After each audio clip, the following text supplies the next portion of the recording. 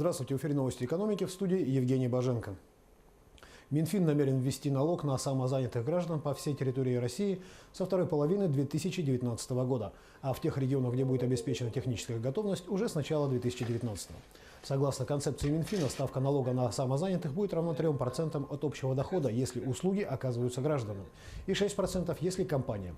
Для уплаты налога министерство намерено создать специальное приложение для смартфонов. Установив его, граждане смогут заниматься определенными видами деятельности, не регистрируясь в налоговых органах в качестве индивидуальных предпринимателей, не представляя отчетности и не уплачивая никаких других налогов.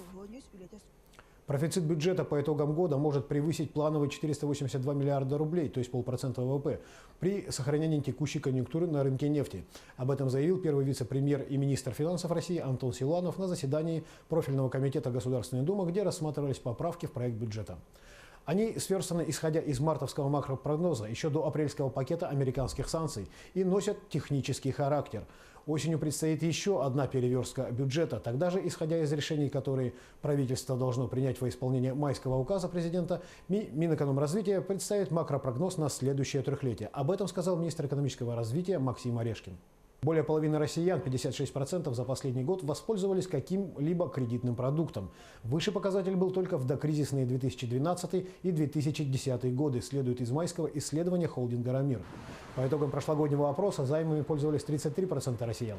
Кроме того, вернулось к докризисному уровню число россиян, которые выплачивают сразу несколько кредитов, 17%, 3% в прошлом году.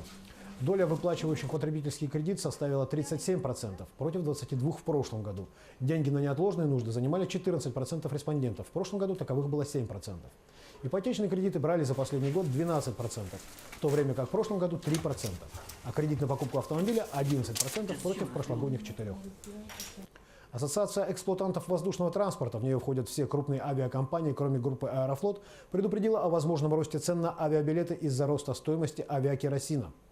Текущая ценовая политика производителей авиационного керосина и топливозаправочных компаний может привести к тому, что авиакомпании будут вынуждены принять непопулярные меры компенсационного характера через введение дополнительного к тарифам топливного сбора, что, безусловно, негативно скажется на доступности авиаперевозок для потребителей, говорится в письме ассоциации.